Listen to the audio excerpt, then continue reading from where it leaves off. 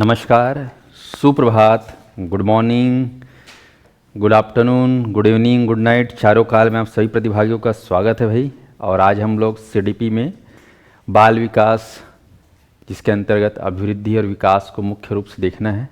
तो पिछले क्लास में इस चैप्टर को शुरू कर दिए थे और चैप्टर में क्या पढ़े थे कि क्या है विकास, विकास नहीं क्या है बाल विकास, उसके बारे में कुछ परिभाषा, बाल विकास का अर्थ, ये सब पढ़े थे। एक झलक आप लोग देख लो, हम लोग पीपीटी के माध्यम से इसको पढ़ रहे थे। बाल विकास, कल पिछले क्लास मैंने बोला भी था कि बाल विकास को पहले क्या बोलते थे, बाल मनोविज्ञान। आज के जनरेशन में क्या बोलते हैं, बाल विकास, और पहले क्या बोलते थे, बाल मनोविज्ञान। तो आप ध्यान रखने, मनोविज्ञान की एक शाखा है। आप लोग को स्टार्टिंग बता दिए थे कि मनोविज्ञान के दो ब्रांच पे ज़्यादा फोकस करना है, एक शिक्षा मनोविज्ञान और दूसरा बाल विकास। वैसे तो मनोविज्ञान के 22 से ज़्यादा शाखाएं हो चुकी हैं अब तक, लेकिन दो ही शाखा को फोकस करना है, जिसमें सबसे ज़्यादा बाल विकास या बाल मनोविज्ञान को फोकस करना है। देख लो फटाफट, भारत में बाल मनोविज्ञान संबंधित अध्ययनों का प्रारंभ कब से शुरू हुआ है, 1930। बाल विकास का साधारण अर्थ क्या है, मेरे साथ रिवीजन करेंगे फटाफट, ठीक है, हृदय में आने के लिए। बाल विकास का साधारण अर्थ बालक का विकास है, बालक के जन्म से लेकर किशोरावस्था के अंत तक उसमें होने वाले जैविक और मनोवैज्ञानिक परिवर्तनों को सामूहिक रूप से बाल विकास कहा जाता है। और ये परिवर्तन मुख्यतः शारीरिक, मानसिक, संज्ञानात्मक और भाषाई भी होता है।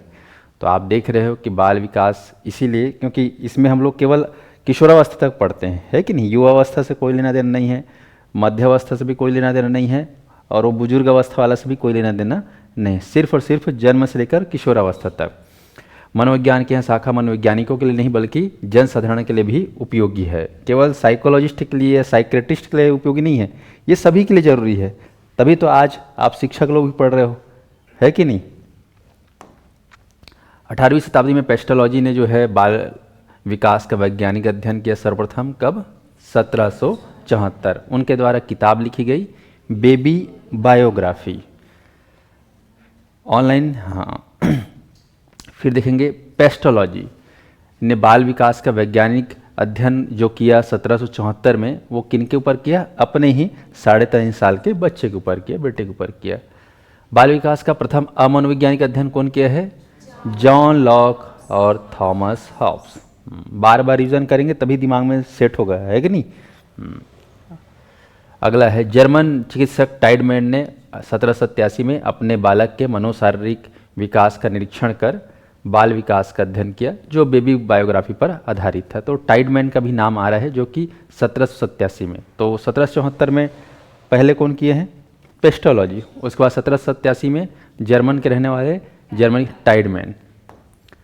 स्टैनली हॉल, इनका भी नाम आपको याद रखना है। स्टैनली हॉल ने 1893 ईस्वी में अमेरिका के न्यूयॉर्क शहर में बाल अध्ययन आंदोलन चलाया और इसमें दो संस्थाओं की स्थापना की। पहला देख लो, इसको एग्जाम में याद रखना, पूछता है, बाल अध्ययन समिति और बाल कल्याण समिति, CSS, CWS, ऐसा करके पूछ देता है, CSS या CWS। CWS मतलब CSS मतलब बोलो चाइल्ड स्टडी सोसाइटी, और CWS मतलब चाइल्ड वेलफेयर सोसाइटी।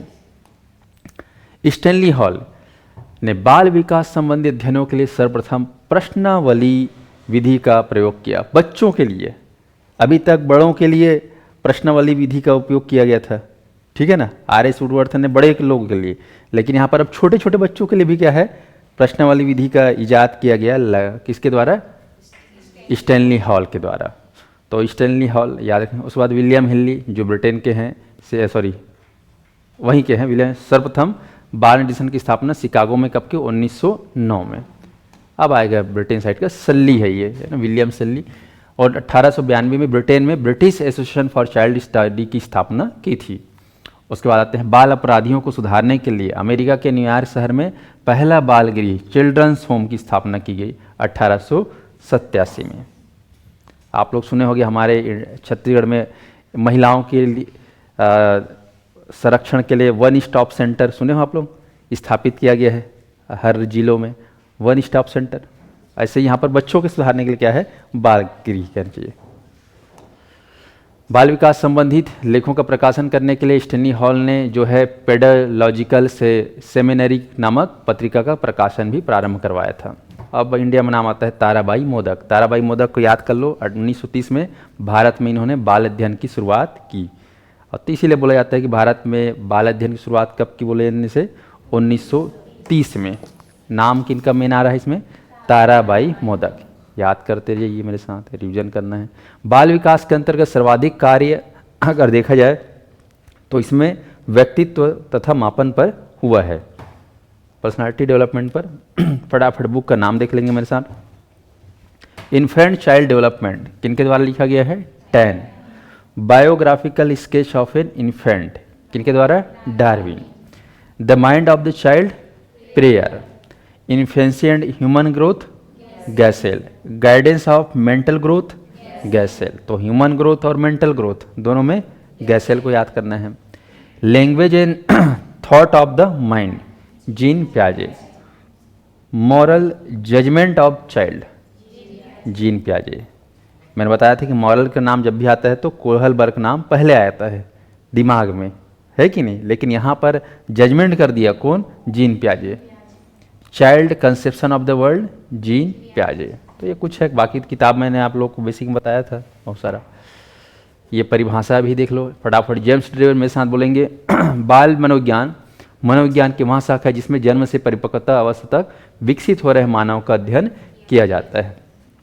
वर्ग के अनुसार बाल विकास मनोविज्ञान की एक शाखा है जिसमें व्यक्ति की जन्म पूर्व अवस्था से परिपक्व अवस्था का होने वाले सभी परिवर्तनों को स्पष्ट किया जाता है। तो आप लोग को कीवर्ड में अंडरलाइन करना है, पूरा डेफिनेशन नहीं रटना है कि नहीं। हम अपन लोग थोड़ी ना शिक्षक भर्ती में या सीजीटेट सीटेट में वो लिख के एग्जाम दिलाते हैं, ऑब्जेक्टिव सॉल्व करना है कि नहीं। अब भाई तुम लोग को 10वीं 12वीं होता है तो पूरा लिखना पड़ता है परिभाषा, है कि नहीं। तो इसलिए पूरा परिभाषा नहीं रटना है हम लोग को, केवल कीवर्ड। तो यहाँ पर इसका कीवर्ड क्या होगा, जेम्स ड्रेवर का जन्म से परिपक्व अवस्था। ये बस यार अंडरलाइन इसको याद नहीं। वर्ग का या क्या याद है कोई, जन्म पूर्व अवस्था से परिपक्व अवस्था, दोनों में अंतर देख लो। ये जन्म से परिपक्व अवस्था, ये जन्म पूर्व, मतलब जन्म पूर्व किसको बोलते हैं, गर्भावस्था को बोलते हैं। वैसा ना बोल के इन्होंने बोला है जन्म पूर्व अवस्था। आइजेनिक इनके अनुसार बाल मनोवैज्ञानिक का संबंध बालक में मनोवैज्ञानिक प्रक्रियाओं के विकास से है, मनोवैज्ञानिक प्रक्रियाओं के विकास से।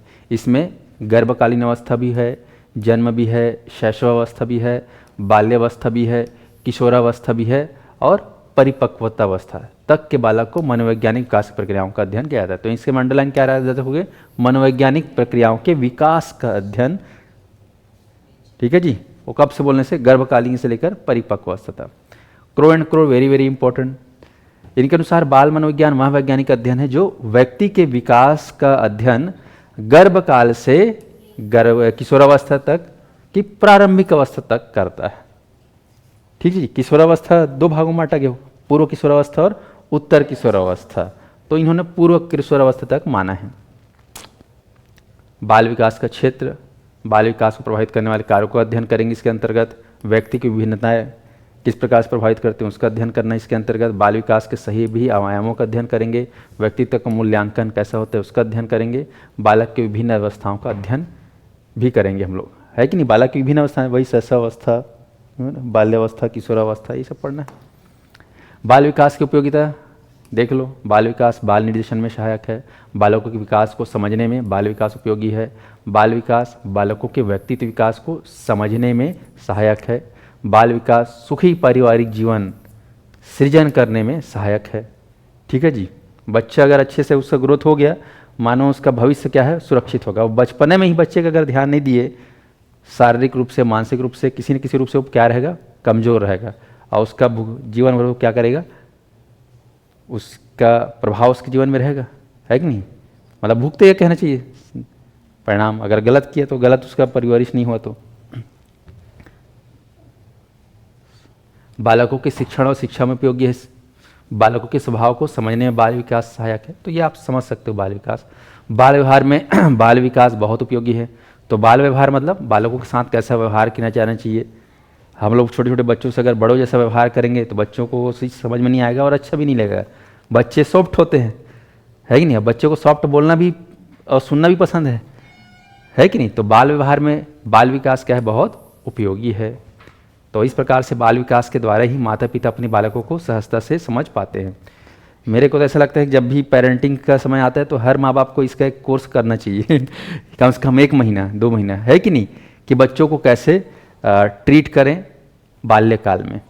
हालांकि घर परिवार में क्या है, सीनियर जो रहते हैं, दादा दादी नाना नानी के माध्यम से या परिवार के बड़े बुजुर्ग के माध्यम से जानकारी मिल जाता है, पर फिर भी आजकल क्या है, संयुक्त परिवार कहाँ देखते हो आजकल, है ना, सब अलग थलग रहते हैं, तो इस वजह से गाइडेंस का अभाव हो जाता है कि नहीं। तो इसका एक कोर्स होना चाहिए, 1-2 महीना देख लो, उससे क्या है, बच्चा संभालने में, बच्चा को करने में आसानी होता है।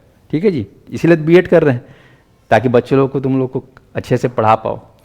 चले, तो यहाँ पर हम लोग ये इतना ही पढ़े थे, यहाँ तक हुआ था। आज हम लोग इससे आगे बढ़ेंगे, अभिवृद्धि और विकास। चलिए मेरे साथ सुनेंगे, ऑनलाइन में जितने भी हैं लिख कर पढ़ाओ सर। हाँ, लिख लिख के पढ़ूँ आज बस, अरे दे, है ना। हाँ सर, हम लोग को ऐसा वाला समझ में नहीं आता, लिखने वाला समझ में आता है। हावले ठीक है भाई, है ना।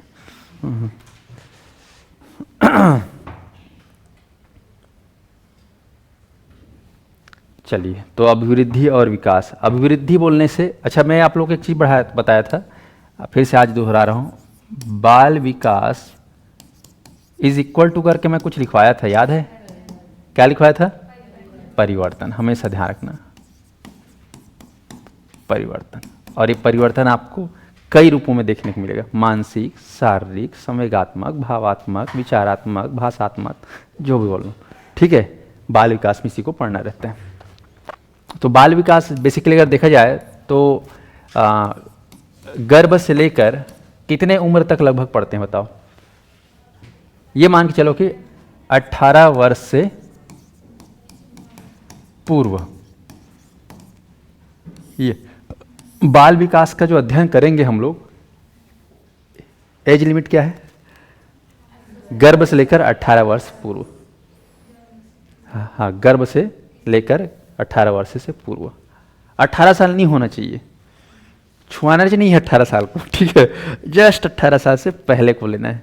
और इधर गर्भ तक, ये है बाल विकास। बाकी मनोवैज्ञानिक लोग इसका अलग अलग नाम दिए हैं, सब अलग अलग तरीके से परिभाषित किए हैं। अच्छा, चलिए, तो अब ध्यान देंगे, एक सुनते जाना है ना, अंडरलाइन करेंगे, बाकी आप लोग को ये पीडीएफ तो मिल जाएगा, लिख लेना, इसमें कोई बहुत बड़ा कॉन्सेप्ट नहीं है, समझना है बस। सोरेनसन, इनके अनुसार अभिवृद्धि और विकास को लेकर परिभाषा क्या है? अभिवृद्धि, अच्छा ध्यान देखो यहाँ पर, अब पढ़ने वाले हैं क्या? अभिवृद्धि। इसको हम चाहें तो क्या बोल सकते हैं? हाँ, अभिधन वृद्धि। ठीक है, और सरल भाषा में क्या बोल दो? केवल वृद्धि। और इसी के साथ साथ हम लोग एक और चीज़ पढ़ेंगे, विकास।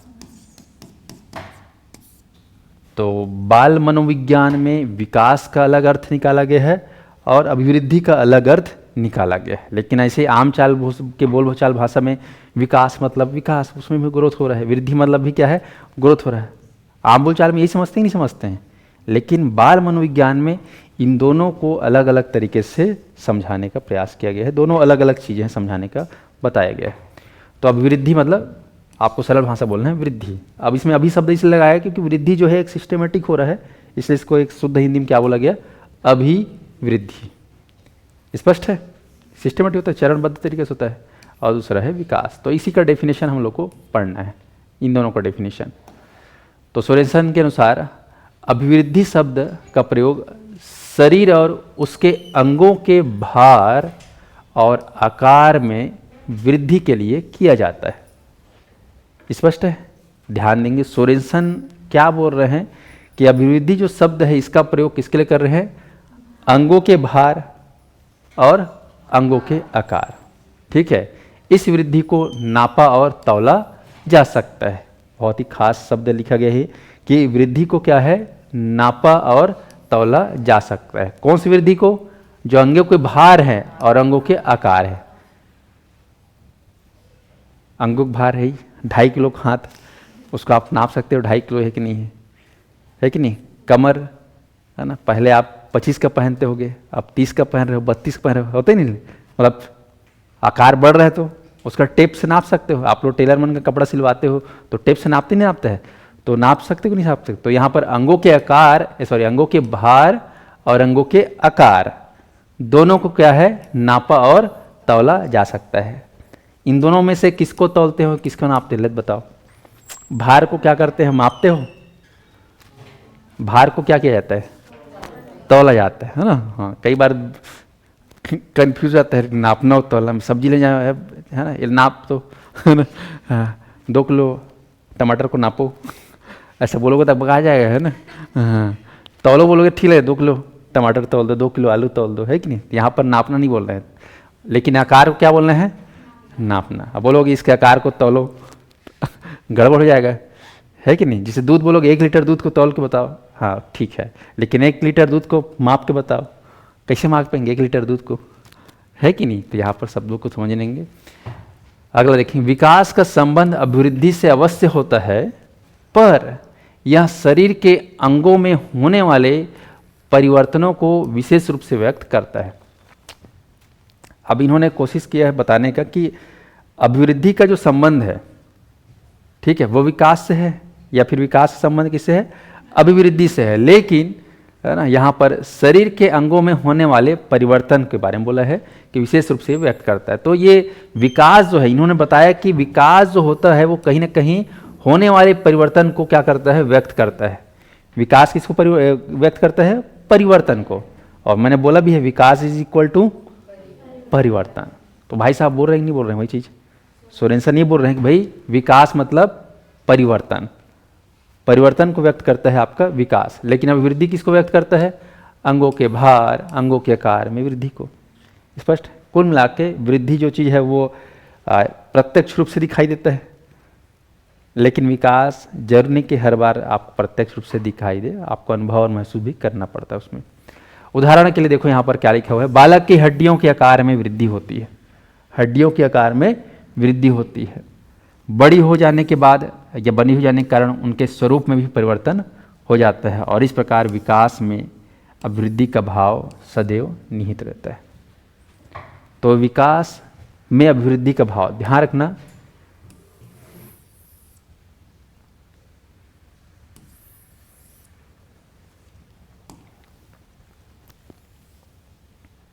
ये समझिएगा ना।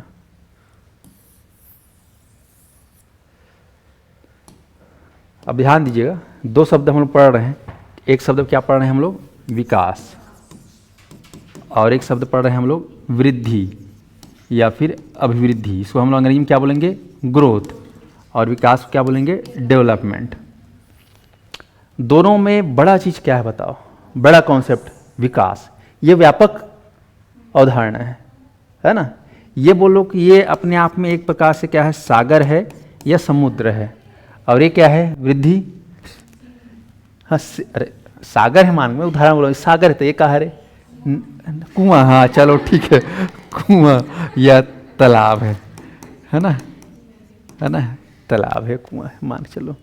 मतलब ये छोटा चीज है बहुत ही, और ये बहुत ही विशाल रूप है। विकास व्यापक है और ये बहुत सीमित है। तो इसको हम लोग चाहें तो विकास के अंदर हम वृद्धि को ले सकते हैं क्या, ले सकते ना। मतलब विकास में क्या शामिल है, क्या निहित है, वृद्धि ऑटोमेटिक निहित है। लेकिन वृद्धि में विकास संपूर्ण रूप से निहित है क्या, संपूर्ण रूप से नहीं है। हाँ, उसका अंश है। जैसे आप लोग ईश्वर के क्या हो, अंश हो। आप लोग ये हो आदमी, है ना, मैन, और वो क्या है, सुपरमैन, ठीक है कि नहीं। तो ठीक वैसे ही विकास व्यापक है और वृद्धि सीमित है, ध्यान रखेंगे। चलिए अब आते हैं दूसरे मनोविज्ञान, मुनरो। मुनरो के शब्दों में अभिवृद्धि से तात्पर्य शरीर के आकार और भार में पाई जाने वाली वृद्धि है, अर्थात बालक को या बालक की शारीरिक लंबाई, शारीरिक चौड़ाई और भार की वृद्धि से होता है, ऐसा मुनरो बोल रहे हैं। तो कुल मिला के वृद्धि का जो संबंध ये लोग बता रहे हैं फिजिकल से है। किससे संबंध है, फिजिकल से, कहीं पे लिखा है शारीरिक, ये देखो शारीरिक। वृद्धि का ज़्यादा संबंध किससे है? शरीर से है। मन का वृद्धि हो रहा है, बुद्धि का वृद्धि हो रहा है, स्मरण शक्ति की वृद्धि हो रहा है, इमोशन का वृद्धि हो, उससे कोई मतलब नहीं है। ज़्यादा मतलब किससे वृद्धि का? शारीरिक से। तो मुर्रो बर है शारीरिक। और मुर्रो ने कहा है कि विकास परिवर्तन की वह श्रृंखला है जिसमें बालक का जो विकास है या वृद्धि है भ्रूणावस्था से लेकर प्रौढ़ावस्था तक गुजारता है। वाकई में प्रौढ़ावस्था मतलब 40 साल तक, और भ्रूणावस्था मतलब गर्भ से। तो कहीं ना कहीं ग्रोथ जो दिखता है हमको, वो कहाँ तक दिखता है? 40 साल तक। 40 साल के बाद ना ग्राफ जो होता है, देखो ग्राफ, इंसान का जो ग्राफ है ना, इधर मैं लिख लेता हूँ आयु और इधर वृद्धि।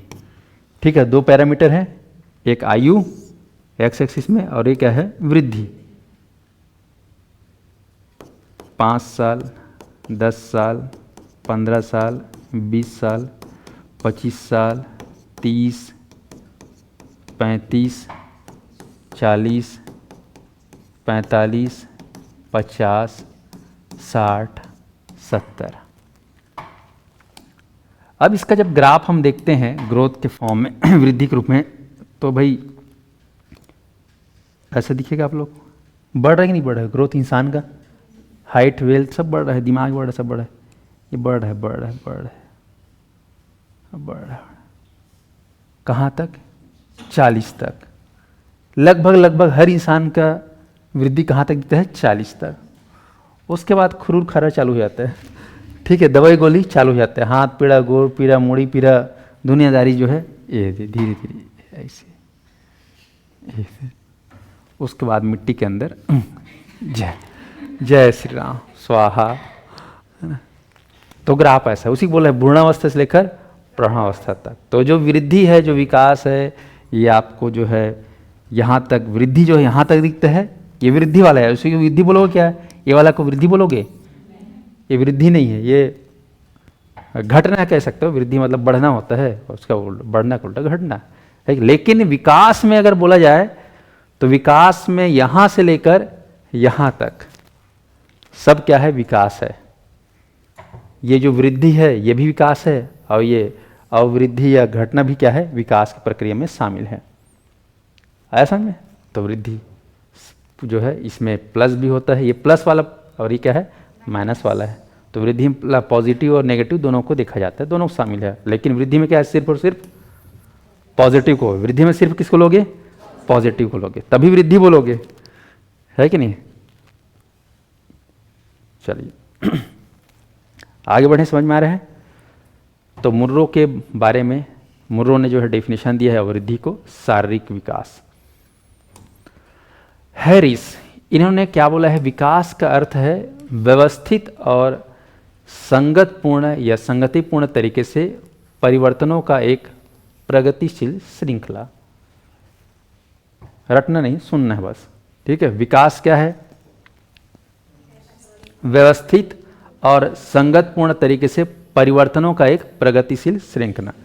तो वाकई में आप जो देखे हो, ये व्यवस्थित तरीके से क्या हो रहा है? प्रगतिशील, एक श्रृंखलात्मक रूप में, सीरीज में, चैन में, क्रम से क्या हो रहा है? बढ़ रहा है, फिर घट रहा है। ये क्या है? विकास। ये क्या है? विकास। यहां से लेकर यहां तक का क्रमशः धीरे धीरे। समझ में आ गया लाइन का? अब आते हैं फ्रैंक। फ्रैंक के शब्दों में अभिवृद्धि से तात्पर्य कोशिकाओं में होने वाली वृद्धि से होता है, जैसे लंबाई और भार में वृद्धि। ये पक्का डॉक्टर या बायोलॉजी वाला आदमी होगा जो कोशिका को लेकर पकड़ लिया, ठीक है कि नहीं? वाकई में शरीर में जो कोशिकाएं होती हैं, शरीर का निर्माण ये जो बना है किससे बनता है? कोशिकाओं से बनता है ना। सेल से बड़ा क्या होता है जी? सेल से ऊतक, है ना, जिसको अपन लोग अंग्रेजी में क्या बोलते हैं? शायद टिश्यू बोलते हैं क्या? हाँ। उसके बाद फिर ऑर्गन बनता है ना। ऊतक के बाद क्या बनता है? अंग बनता है। ऊतक के बाद, ऊतक से बड़ा अंग, अंग्रेजी में बोलते हैं ऑर्गन, है ना। तो सेल से टिश्यू, टिश्यू से ऑर्गन जो क्रिएट हुआ, तो ये आप देख रहे हो। तो यहाँ पर इन्हों का कहना है कि कोशिकाओं में अगर वृद्धि हो रही है दैट मीन्स वृद्धि, और कोशिकाएं अगर समाप्त हो रही है, मतलब बंद हो रहा है या नहीं बन रहा है कोशिका, मतलब समझ जाओ कि वृद्धि नहीं हो रहा है। आप लोग सुने होंगे कैंसर जो होता है, खासकर कैंसर मतलब क्या होता है पता है आप लोग को? जो हमारे शरीर की जो कोशिकाएं हैं वो धीरे धीरे क्या होती हैं, नष्ट होती जाती है, मरती जाती कहना चाहिए। बुढ़ापा भी वही है, मान चलो बुढ़ापा में भी हमारे जो सेल जो पहले जिस तरीके से ग्रोथ हो रहा था, बढ़ रहा था संख्या 2 से 6, 6 से 12, 12 से 24, वो अब धीरे धीरे क्या है, घट रहा है। तो बायोलॉजिकली अगर देखा जाए तो कोशिकाओं में वृद्धि क्या है, अभिवृद्धि है कि नहीं? कोशिका में वृद्धि होगा तो लंबाई बढ़ेगा और भारी बढ़ेगा, ऐसा फ्रेम बोल रहे हैं। अगला आते हैं गार्डन। विकास एक ऐसी प्रक्रिया है जो व्यक्ति के जन्म से लेकर उस समय तक चलती रहती है जब तक कि वह पूर्ण विकास को प्राप्त नहीं कर लेता है। तो इन्होंने अवस्था को नहीं बताया, इन्होंने बताया कि विकास तब तक चलते रहेगा जब तक विकास पूरा नहीं हो जाएगा। पानी तुम लोग तब तक पियो जब तक तुम्हारा प्यास नहीं बुझ सकता, वैसे विकास जब तक चलेगा जब तक विकास पूरा नहीं हो जाता। उनका मानना है कि विकास की प्रक्रिया में बालक को सुखद और दुखद दोनों प्रकार की अनुभूतियों का अनुभव होता है। तो विकास में सुख भी देखने को मिलता है और दुख भी देखने को मिलता है बच्चे को, है कि नहीं? सुखद भी होगा और दुखद भी होगा, मतलब पॉजिटिव भी होगा और नेगेटिव भी होगा। सुखद परिवर्तनों से अनुकूल और दुखद परिवर्तनों से प्रतिकूल प्रकार की अभिवृत्तियों का बालक में निर्माण होता है। तो सुखद परिस्थितियों से अनुकूल निर्माण होता है और दुखद परिस्थितियों से प्रतिकूल निर्माण। मान लो दुख में रोटी वोटी खाने नहीं मिल रहा है तो बच्चा क्या हो जाएगा, बीमार पड़ेगा, तो उसका परिवर्तन कैसे हो गया, प्रतिकूल। और बढ़िया खा रहा है, दूध दही मही बढ़िया फुल डाइट ले रहा है, तो उसमें जो परिवर्तन होगा वो क्या होगा, अनुकूल हो गया, उस स्वस्थ रहेगा, मस्त रहेगा। तो ये उन्होंने कहा है गॉर्डन। हरलॉक बहुत इंपॉर्टेंट आदमी, हरलॉक, इनके अनुसार विकास, इसका पूछता है ना हरलॉक का, विकास केवल अभिवृद्धि तक सीमित नहीं है। विकास केवल कहाँ तक सीमित नहीं है, वृद्धि तक सीमित नहीं है, बल्कि इसमें प्रौढ़ावस्था के लक्ष्य की तरफ, प्रौढ़ावस्था मतलब युवावस्था, ठीक है, प्रौढ़ावस्था मतलब युवावस्था, युवावस्था के लक्ष्य की तरफ परिवर्तनों का प्रगतिशील क्रम निहित रहता है। ठीक है, प्रौढ़ावस्था तक क्या बोल रहा है कि प्रगतिशील क्रम निहित रहता है।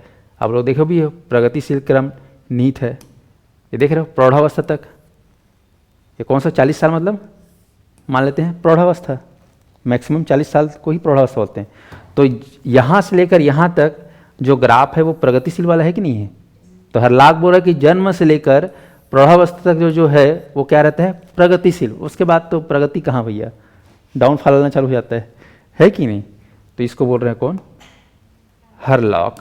तो हरलॉक बोल रहा है कि जो है प्रौढ़ावस्था के लक्ष्य की तरफ अगर देखें तो परिवर्तनों का जो है हमें क्या दिखाई देता है, प्रगतिशील क्रम निहित दिखाई देता है, और विकास के परिणाम स्वरूप व्यक्ति में नए नए विशेषताएं और नई नई योग्यताएं क्या होती है, उनमें प्रकट होती।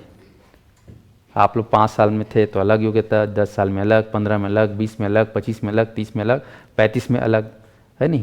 तो धीरे धीरे नए नए विशेषताओं का क्या हो रहा है इसमें, है ना, और नई नई योग्यताओं का प्रकट हो रहा है, दिख रहा है।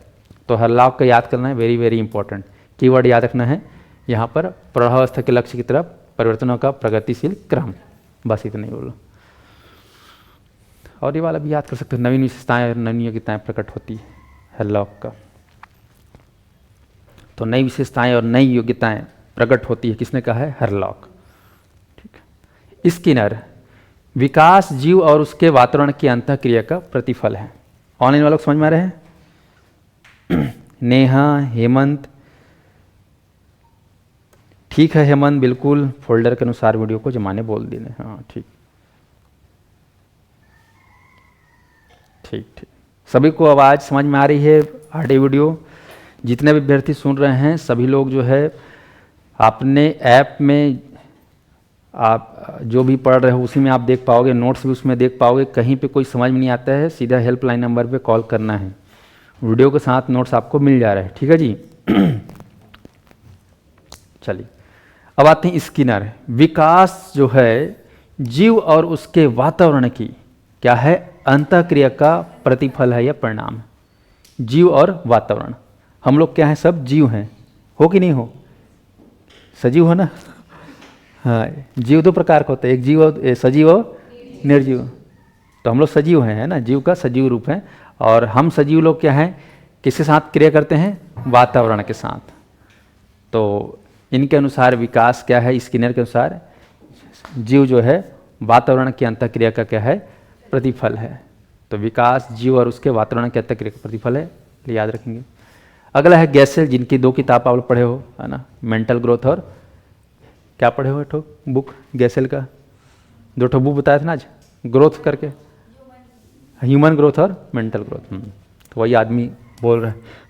विकास प्रत्यय से अधिक है, इसे देखा जाए, जांचा जाए और किसी सीमा तक 3 प्रमुख दिशाओं, शरीर के अंग, शरीर का विश्लेषण, शरीर का ज्ञान तथा व्यवहारात्मक में मापा जा सकता है। और इन सब में व्यवहारिक संकेत ही सबसे अधिक विकासात्मक स्तर और विकासात्मक शक्तियों को व्यक्त करने का माध्यम है। तो बड़ा ही शानदार तरीके से उन्होंने बताया है विकास, है ना। इसमें देखा जाए तो ये सारा चीज़ शरीर के अंग विश्लेषण, शरीर का ज्ञान विश्लेषण और व्यवहारात्मक में मापा जाता है। तो इन्होंने सबको शामिल कर दिया। कुल मिला के विकास में इन्होंने सभी रूप में बोला है कि ऑल ओवर को बोलते हैं क्या, विकास। निष्कर्ष तौर पर हम कह सकते हैं कि अभिवृद्धि और विकास की प्रक्रिया उसी समय से आरंभ हो जाती है जिस समय से बालक का क्या होता है, गर्भाधान होता है। मतलब विकास और वृद्धि कब से चालू हो जाता है, गर्भ से ही चालू हो जाता है। ऐसा कौन कह रहा है, गैस, है ना। तो याद ना, गर्भाधान, गैसेल बोल रहा है गर्भाधान से ही चालू हो जाता है। दोनों एक साथ साथ, क्या क्या, अभिवृद्धि और विकास। ऐसा नहीं कि पहले वृद्धि होता है फिर विकास, दोनों एक साथ चालू हो जाता है बोल रहे हैं, ठीक है। लेकिन कई मनोवैज्ञानिक बोलते हैं कि पहले वृद्धि होता है फिर विकास चालू होता है। विकास, अभिवृद्धि जो है गर्भ से चालू होता है, लेकिन विकास जो है वो गर्भ के बाद से। कई लोग अपना अपना है। यहाँ पर देखें तो इस प्रकार से अगर निष्कर्ष निकाला जाए तो अभिवृद्धि और विकास का आशय क्या हुआ, अभिवृद्धि और विकास का आशय अनुकूल स्थित, अनुकूल प्रभावी तथा संपूर्ण व्यक्तित्व का विकास है। अभिवृद्धि और विकास के लिए वंशानुक्रम और वातावरण का महत्वपूर्ण योगदान होता है। सही बात है, अभिवृद्धि और विकास के लिए सबसे मेन योगदान किसका रहता है, वंशानुक्रम का और वातावरण का। चाहे वह वृद्धि के लिए बात करें चाहे विकास के लिए बात करें, समझ में आ रहा है। वृद्धि हो या क्या बोलना चाहिए, विकास हो, ठीक है। इन दोनों के लिए 2 फैक्टर इंपॉर्टेंट है, वंश और वातावरण। वी फॉर वंश और वी फॉर वातावरण, दोनों इंपॉर्टेंट है। दोनों के लिए प्रश्न आएंगे, वृद्धि के लिए क्या जरूरी है, दोनों जरूरी है। विकास के लिए क्या जरूरी है, दोनों जरूरी है। वंशानुक्रम द्वारा व्यक्ति को जो भी प्राप्त होता है वातावरण से परिमार्जित कर प्रभावित करता है। तो यहाँ पर वंशानुक्रम के लिए कोई एनर्जी लगाना पड़ता है क्या, वंशानुक्रम आपको खानदानी मिलता है, लेकिन वातावरण जो है ये आपको बाहर आने के बाद समाज से मिलता है, उसके हिसाब से आप लोग ढलते करते हो। ध्यान देंगे, विकास एक बहुमुखी क्रिया है जिसमें शारीरिक विकास के अतिरिक्त, इसको याद कर लो जीवन भर के लिए, शारीरिक विकास के साथ साथ, शारीरिक विकास तो शामिल है ही है, इसके अलावा सामाजिक, मानसिक और संवेगात्मक अवस्था में भी होने वाले परिवर्तनों को शामिल या सम्मिलित किया जाता है। इसलिए विकास एक व्यापक अवधारणा है और वृद्धि क्या है, सीमित। बालक का शारीरिक वृद्धि से बढ़ना हो मतलब वृद्धि है। शारीरिक दृष्टि से अगर वो बढ़ रहा है, आप देख रहे हो उसकी हाइट धीरे धीरे बढ़ रही है, 3 फुट से 4 फुट, 4 फुट 4.5 5 हो रहा है, मतलब वो कौन सा वृद्धि है, शारीरिक वृद्धि है। लेकिन विकास का आशय शारीरिक के साथ साथ मन भी है, मन में होने वाले परिवर्तन को भी शामिल करते हैं। तो ऐसा कथन के रूप में आता है, तो ध्यान रखना इस चीज़ों को। स्पष्ट है, चलिए। हर लॉ के अनुसार अभिवृद्धि को मात्रात्मक परिवर्तन और विकास को गुणात्मक परिवर्तन कहा जाता है। VVVVVIMP, इस लाइन को जीवन भर के लिए याद कर लेना, ठीक। एग्जाम में बार बार पूछा जाता है कि वृद्धि जो है किस प्रकार का परिवर्तन है और विकास किस प्रकार का परिवर्तन है। तो हर लॉ के अनुसार, किसके अनुसार, हर लॉ के अनुसार, हर लॉ के अनुसार अभिवृद्धि को मात्रात्मक परिवर्तन और विकास को गुणात्मक परिवर्तन कहा जाता है।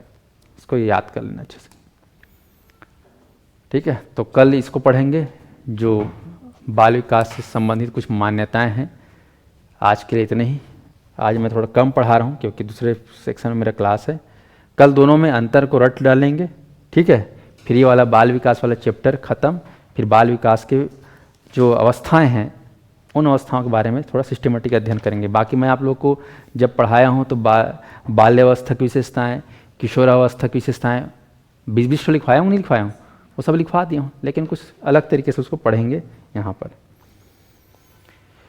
तो ऑनलाइन में जितने विद्यार्थी हैं सभी लोग डेली क्लास अटेंड करो, बढ़िया। अभी आप लोग का जो दशहरा का विशेष जो आप लोग को अवसर मिला था उसका आप लोग लाभ उठाए होंगे, नहीं उठाए हैं तो उठा लेना, 1 आध घंटे में समाप्त हो जाएगा।